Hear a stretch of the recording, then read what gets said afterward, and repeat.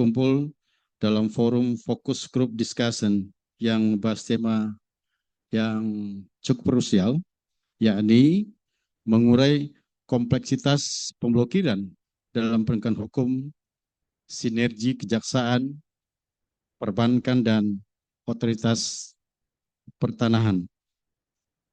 Hadirin yang saya hormati, pemblokiran aset merupakan instrumen vital dalam sistem penegakan hukum di Indonesia, khususnya dalam konteks upaya pemulihan kerugian negara akibat tindak pidana korupsi dan pencucian uang sebagaimana diatur dalam berbagai peraturan perundang-undangan termasuk Undang-Undang Nomor 8 Tahun 2010 tentang pencegahan dan pemberantasan tindak pidana pencucian uang, pemblokiran aset yang merupakan bagian integral dari proses aset recovery.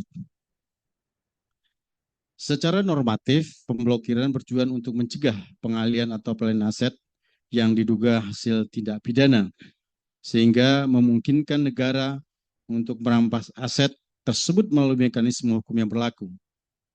Namun, implementasi pemblokiran aset di lapangan menghadapi berbagai kompleksitas yang memerlukan kajian mendalam dan sinergi antar lembaga.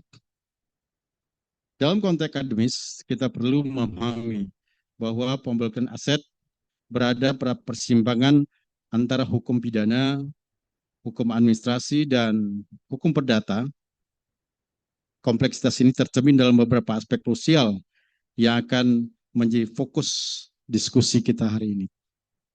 Pertama, objek yang diblokir.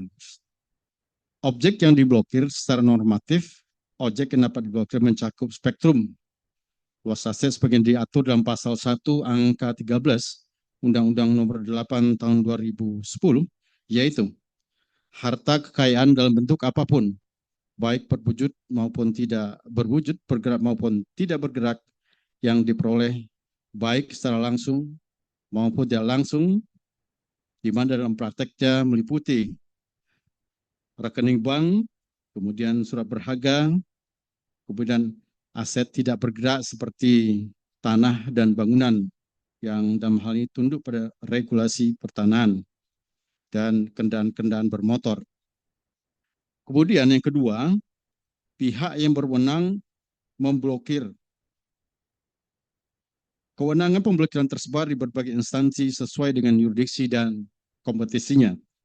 Pertama, kejaksaan didasarkan kepada Undang-Undang Nomor 16 Tahun 2004, junto Undang-Undang 11 Tahun 2021 tentang Kejaksaan RI. Kemudian KB, Polisian, merujuk pada Undang-Undang Nomor 2 Tahun 2002 tentang Kepolisian Negara Republik Indonesia. Yang ketiga, Komisi Pemberantasan Korupsi KPK sesuai dengan Undang-Undang Nomor 19 Tahun 2019 tentang perubahan kedua Undang-Undang Nomor 20, kami ulangi, Undang-Undang Nomor 30 Tahun 2002 tentang KPK. Selanjutnya adalah Otoritas Jasa Keuangan untuk pemblokiran aset di sektor jasa keuangan. Yang terakhir adalah Badan Pertanahan Nasional atau BPN untuk pemblokiran aset berupa tanah dan bangunan. Yang ketiga adalah pihak yang berwenang membuka blokir. Aspek ini memerlukan kejelasan prosedural untuk menjamin legal certainty atau kepastian hukum. Yang keempat adalah jangka waktu pembukaan pemblokiran. Aspek temporalis pemblokiran memerlukan regulasi yang jelas untuk menjamin kepastian hukum, sebagaimana dikenal dalam tradisi hukum Belanda yang menjadi akar sistem hukum kita. Prinsip kepastian hukum dalam konteks temporal ini tidak hanya mencakup kejelasan durasi, tetapi juga prediktibilitas dan konsistensi dalam penerapannya. Hal ini sejalan dengan doktrin lex serta dalam hukum pidana yang menurut kejelasan dan ketegasan nomor hukum. A. Untuk aset yang tidak termasuk objek atau tidak tersangkut perkara. Dalam hal ini merujuk pada pasal 71 Undang-Undang Nomor 8 2010, pemblokiran dapat dilakukan hanya paling lama 30 hari kerja. Yang kedua, pasca jangka waktu tersebut diperlukan mekanisme pembukaan blokir yang efisien untuk menghindari kerugian yang berhak. B. Terkait objek yang tersangkut perkara. Pengambilan objek dapat dilakukan setelah putusan pengadilan berkekuatan hukum tetap atau inkrah pada BGPS. Kemudian prosedur pengambilan harus memperhatikan pasal 46 KUHP tentang pengambilan benda sitaan. Sedangkan untuk objek yang langsung terkait tindak pidana, pembukaan blokir dapat dilakukan setelah proses penyidikan atau penuntutan selesai dengan memperhatikan pasal 109 ayat 2 KUHP tentang penghentian penyidikan, dan tentunya dalam hal terdapat putusan pengadilan, pembukaan blokir mengikuti amar putusan yang telah berkekuatan hukum tetap.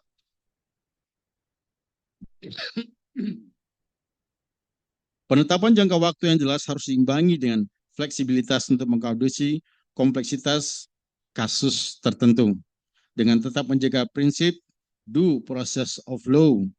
Hal ini sejalan konsep legal certainty atau Rechtssicherheit dalam tradisi civil law yang menekankan pada prediktabilitas dan konsistensi penerapan hukum, namun tetap memberi ruang bagi diskresi yang terukur dan bertanggung jawab.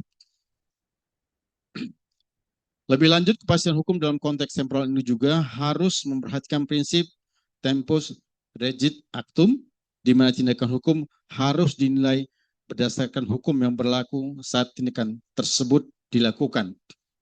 Ini menjadi penting, terutama dalam kasus-kasus yang berlangsung dalam jangka waktu panjang atau melibatkan perubahan peraturan perundang-undangan.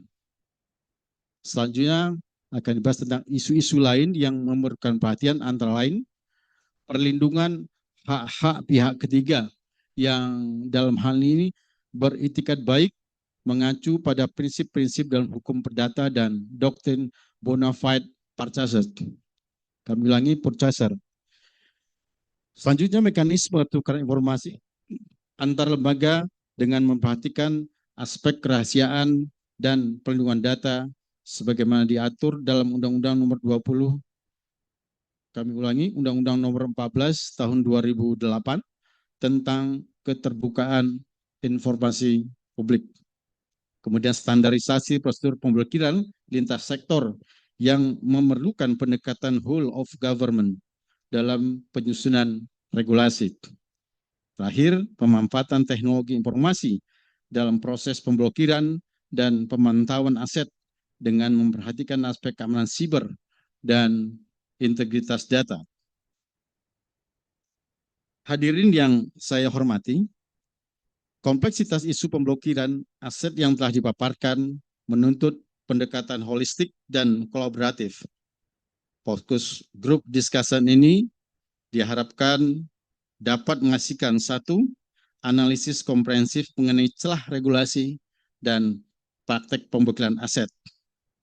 Yang kedua, rekomendasi konkret untuk harmonisasi peraturan perundang-undang terkait pemblokiran aset dengan fokus pada penyusunan ketentuan yang jelas dan konsisten mengenai jangka waktu pemblokiran dalam berbagai instrumen hukum. B. Pengembangan mekanisme review berkala untuk pemblokiran jangka panjang, perumusan kriteria yang jelas, perpanjang atau penghentian blokiran. Yang ketiga, strategi penguatan koordinasi antar lembaga dalam implementasi pemblokiran aset, termasuk pengembangan protokol bersama untuk penanganan kasus-kasus pemblokiran. B. Penyusunan mekanisme koordinasi real time untuk memastikan konsistensi dan penerapan pencabutan pemblokiran antar lembaga. Yang keempat adalah konsep pengembangan sistem informasi integrasi untuk mendukung proses pemblokiran dan pemantauan dengan fitur-fitur tracking system, sistem notifikasi otomatis, dan modul analisis. Hasil diskusi ini akan menjadi masukan berharga bagi Komisi Kejaksaan Republik Indonesia dalam menjalankan fungsi pengawasan dan peningkatan kinerja kejaksaan, khususnya terkait optimalisasi mekanisme pemblokiran aset. Akhir kata, saya mengucapkan terima kasih atas partisipasi dan kontribusi Bapak dan Ibu sekalian. Semoga diskusi kita hari ini dapat membawa kemajuan signifikan dalam upaya penegakan dan pemulihan kerugian negara Indonesia selaras dengan cita-cita negara hukum sebagaimana diatur dan termaktub dalam pasal 1 ayat 3 Undang-Undang Dasar Negara Republik Indonesia tahun 1945. Wassalamualaikum warahmatullahi wabarakatuh.